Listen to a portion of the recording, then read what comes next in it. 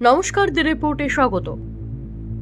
2019 সালে ব্যারাকপুর লোকসভা আসনে তারই লড়াই করার কথা ছিল তৃণমূলের প্রতীকে, কিন্তু দলেরই কিছু বেইমানেদের জন্য তাকে বাধ্য করা হয়েছিল দল ছাড়তে, এবং দল বদলানোর পরেও তাকে হারানো যায়নি, হারাতে পারেনি বেইমানেরা। এভাবেই সম্প্রতি ব্যারাকপুরে তৃণমূলের অন্দরে ঘটে চলা অস্বস্তিকর পরিস্থিতির ব্যাখ্যা দিলেন সাংসদ অর্জুন সিং। তার দাবি, তিনি বামেদের সময় 7,000 ভোটে জেতা কাউন্সিলর থেকে আজ ধাপে ধাপে সাংসদ। এটা শুধুমাত্র স্থানীয় মানুষের আশীর্বাদে আর মমতা বন্দ্যোপাধ্যায়ের সমর্থনে।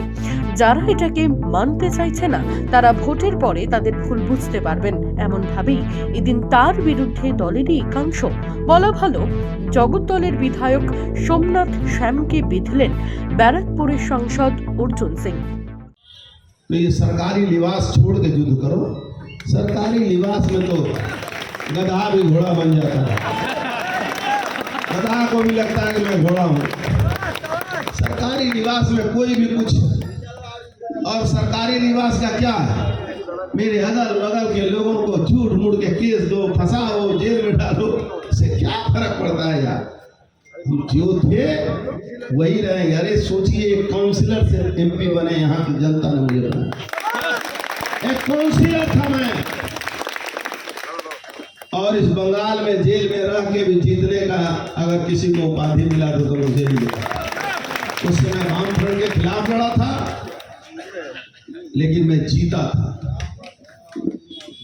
था मैं 7,000 वोट से काउंसिलर में जीतना इस छोटी बड़ी बात नहीं होती है। यहाँ की जनता का मुझे प्यार करती है, और तुमसे डरती जरूर होगी, लेकिन तुमसे नहीं।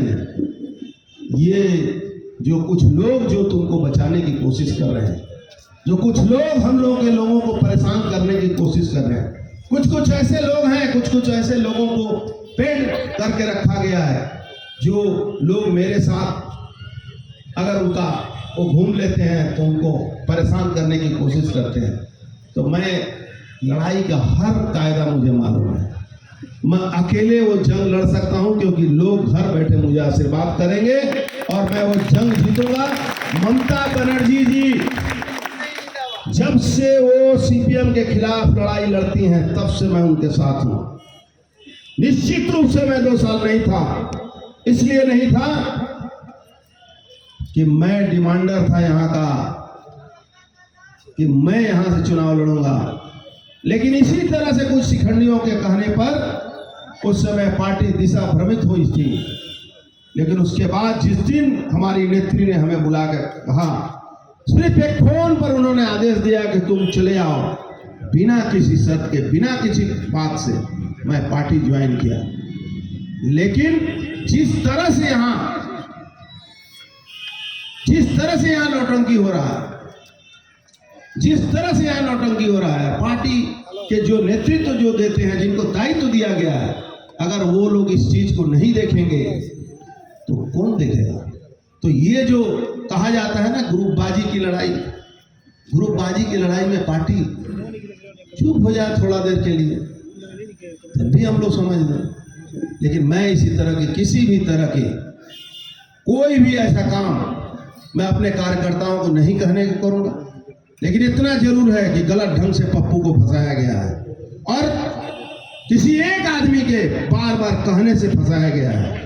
कोर्ट में नहीं टिक पाओगे, क्योंकि जस्टिस आज भी जिंदा है, और इस देश के एक गरीब आदमी, एक सबसे पिछड़ा आदमी को अगर कहीं किसी पर भरोसा होता है तो जस्टिस के ऊपर होता है, कोर्ट के ऊपर होता है, और कोर्ट से न्याय भारतवर्ष में जरूर मिलेगा। ব্যারাকপুর থেকে রাজা দে, দ্য রিপোর্ট। সমস্ত খবরের আপডেট পেতে লাইক করে সাবস্ক্রাইব করুন দ্য রিপোর্ট চ্যানেলটি। সেই সঙ্গে বেল বাটন প্রেস করতে ভুলবেন না। আপনাদের একটা সাবস্ক্রিপশন আমাদের জন্য অত্যন্ত মূল্যবান। জয় হিন্দ।